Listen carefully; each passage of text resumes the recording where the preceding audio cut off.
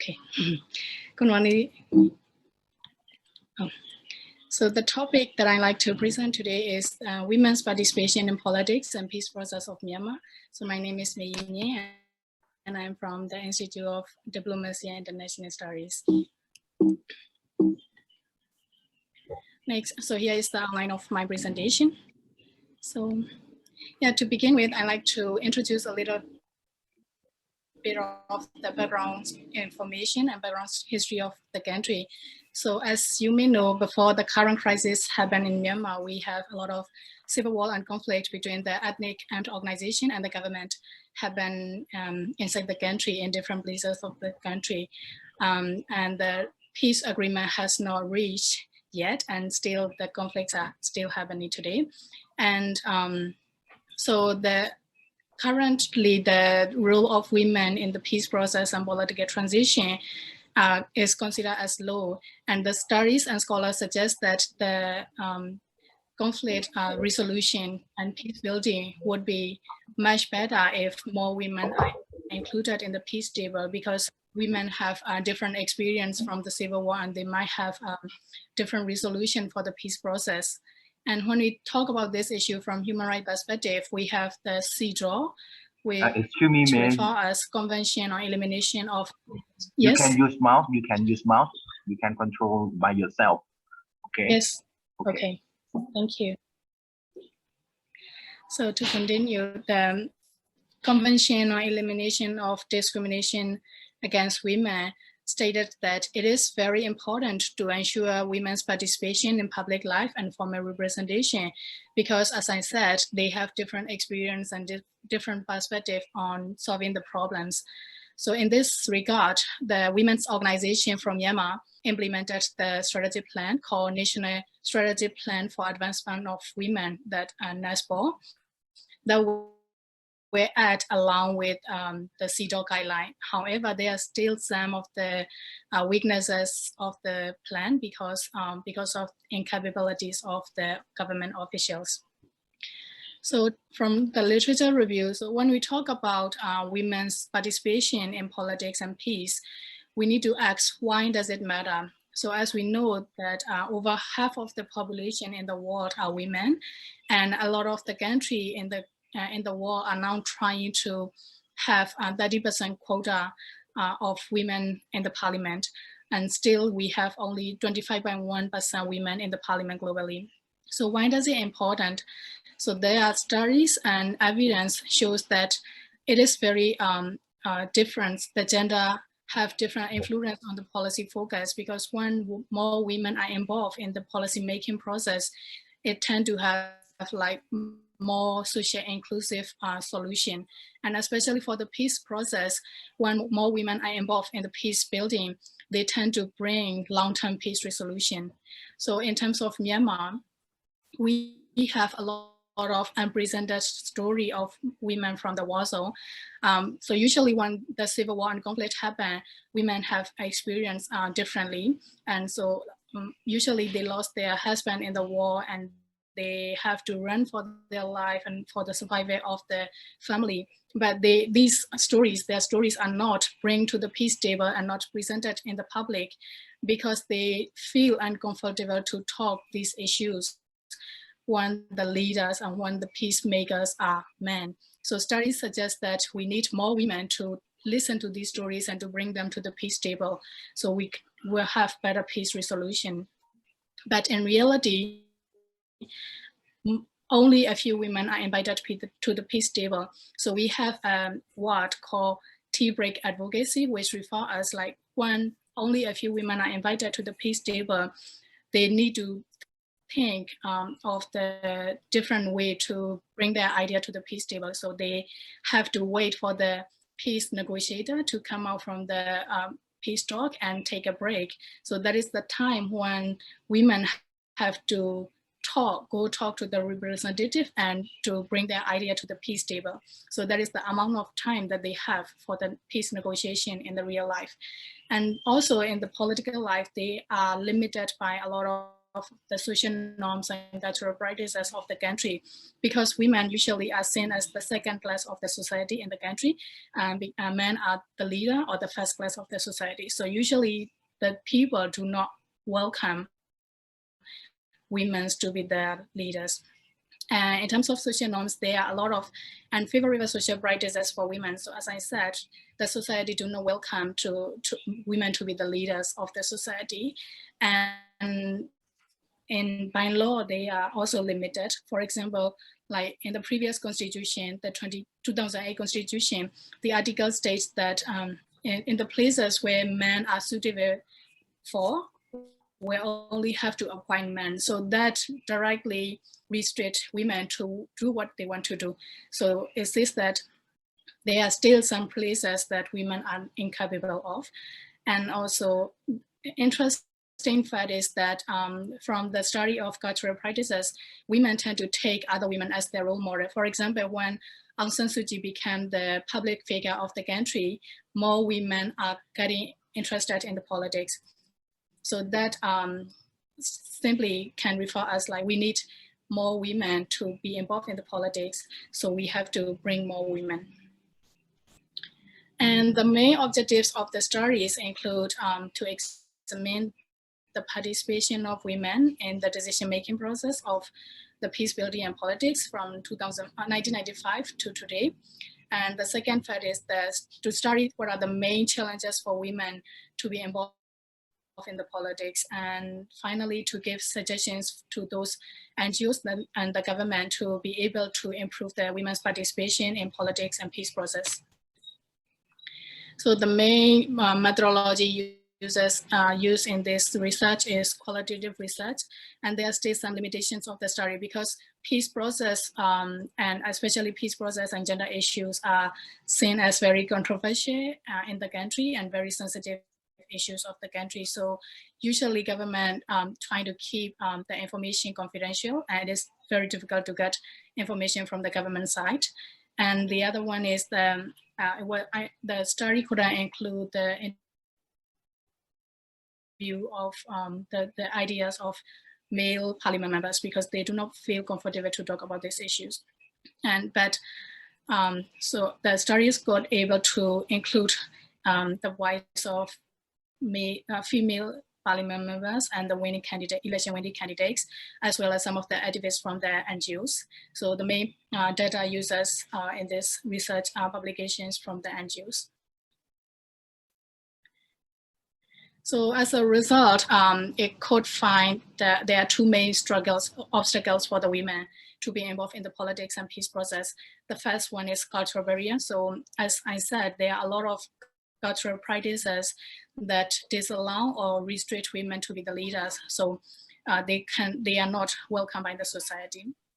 And the second one is they have to ask permission. Women have to ask permission from the husband or family members to, if they want to involve in the politics. For example, like if they want to become the parliament member or become the election candidate, they are asked by the parties to get the permission from the husband or the family members.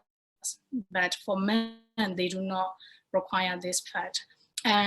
Culturally, younger women are not considered as important for the decision tables, and they are usually they have to do other office work in the parties. And as I said, society favor male leaders only most of the time. And in terms of educational barriers, so we have a lot of leaders and the politicians throughout their history, but they are not, their stories are not presented in the education system. Most of the time in the textbook, they only shows the male politicians and male leaders as the strong and the smart guys. So this in turn, it's not encouraged for the girls to have interested in the politics and to be the leader of the society.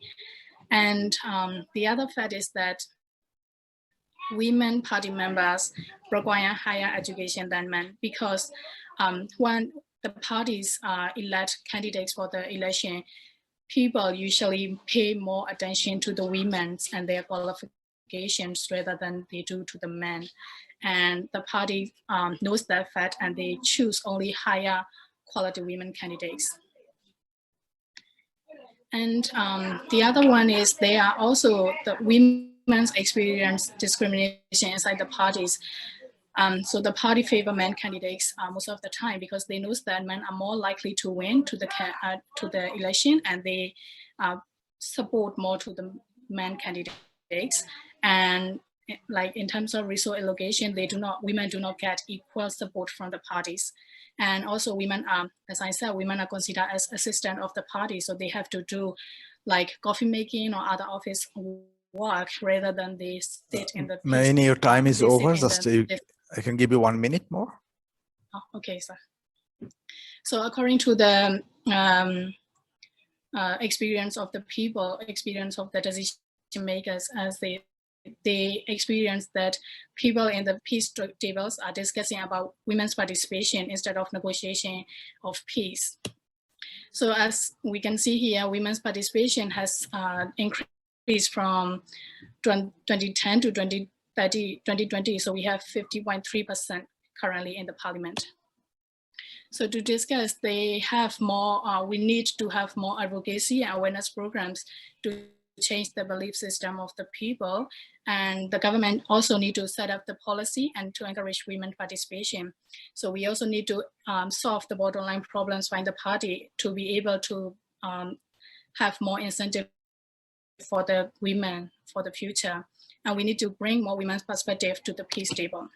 So to conclude, so we need to have balanced development, and we need to bring equal representation of gender to the society. So if over half of the population is neglected, the country will not be able to have balanced development. And so women also should be given the chance to try and to build their capacity from their experience. So here are the recommendations. So the government also should encourage to the political parties to adopt the quota system. And for the political parties, they need to set up clear rules and regulation for the parties to welcome more members. And the government also trying to adjust the curriculum system of the education, because education is the basic to change the belief system of the people. So for the NGOs and other government, and they need to provide and organize the activity for women empowerment training and to give awareness to the public about the importance of women participation in public. Thank you so much. Thank you, May, right? Can I say May? Thank you so much. And it's an interesting presentation, interesting paper, and I actually read through your papers. Thank you. And I liked it. And liked it in the sense because it's Myanmar's case in terms of women empowerment or their participation in political activities or whatever is no different from the rest of the world, except few Western world. So that's the thing. So you have actually dealt with a very, very burning issue and very important issue, and I would say. And a few observations, like on it, if I particularly look at your paper, the first thing is, because I'm sure that you are planning to publish this paper somewhere, right? So you can reduce the number of keywords, because so many keywords, not more than 6 keywords. So you have put a lot. And few things like, for example, what would be your fundamental argument? You know, like when you set up or set out your argument in a paper, what happens? Your thoughts, because as the researchers, what we do, we have so many data, so many information, and we always are so greedy to put all the data into the paper. So that is, here lies the fundamental challenge, which one to flesh out or when to put in, right? So this I always like, what argument you really want to make, right? And when you have an argument or a kind of research question that will discipline your thought, and that will, you know, keep all the readers on track. That is because when you set out your objectives and argument or research questions, it means you are giving a kind of promise to the readers, but that is what exactly you are going to do, right? So we know it is all about women participations. Like few things, like if you can really conceptualize who the armed groups are, right? Because that is the crux or the focus of your research, right? Armed groups, who you're talking about actually. So if you can conceptualize totally in academic way, not, you know, like the political, you know, this kind of thing, that when you talk about it, you can because you're ethnically so diverse, and your Rohingya issues are in as well, and those who are living in Thailand, for example. So it's so complex. So like coming up with a very good theoretical framework and conceptualizing them so that will help the readers to understand better your research. And that's the thing. And few other things, if you look at, as you said, your quota is 30%, but now it's 25% is filled in, like if there's the case. So it's not so bad, right? Anyway, as compared to other countries in India, for example, in Nepal, for example, in Bangladesh, and some other countries in Southeast Asia, your neighbors as well. It's not so bad. But the question would be like, if, because your argument, I sense that your argument has been like, well, if it is fulfilled, it means 30% or even increase the participation of women into politics more and more, it means there will, it seems the impression I got, then there will be no armed conflict, because they will be in the process of, peace building kind of thing. And how much strong is this argument actually, and how, if this is going to hold, right? Yes. So, like, in order for you to substantiate this, because for example, your current government, whatever it is now, government says, okay, now we are putting like 50% of women into the parliament. Does this mean the armed conflict is going to end? No, right? So this means you really got to put some more evidences theoretically, because sometimes theories and practice are totally different. There's something is happening. If you go to India, like Delhi, for example, you see like, oh, the women, what I wanted to say is like, why don't you go for the empowerment, for example? What does this mean? Obviously, the way empowerment is defined or conceptualized in Western world and here is different. Yes. Because if you read there is one article it was published in 1986 in World Development Journal. It's conceptualizing empowerment. This means if you can make decision on your purchase without the permission with the husband or your brother or father, you are empowered. If you can participate in political activities, you are empowered. If you can go out of the house, breaking the confines of your house, you are empowered, you see. But it doesn't apply actually even in Brunei. Brunei, I see the male students are minorities, only few. The class is full with female students, you see. You go to the office and here, so it doesn't apply here. Like financial empowerment is the primary tool for the women to be empowered. The reason is women have historically been deprived of their rights. Yes. Health rights, education rights, whatever you talk about, right? So when they're financially empowered, they are automatically empowered. But here the dynamics is very complex. You're empowering them, but at the same time, you're talking about the armed conflicts. How do they really go about? This is very complex. This has to be really dealt with theoretically and delicately. Yes. Right? So you can think about it. Just a few comments, and if the floor has any question to ask, she might be of help. She can enhance her paper further. Yep. The floor is yours now. Thank you. Thank you so much. No more comments, as usual. Yes. Any question? Any question, everyone? Any question? Okay. You don't have any questions. Thank you, May Yi Myint.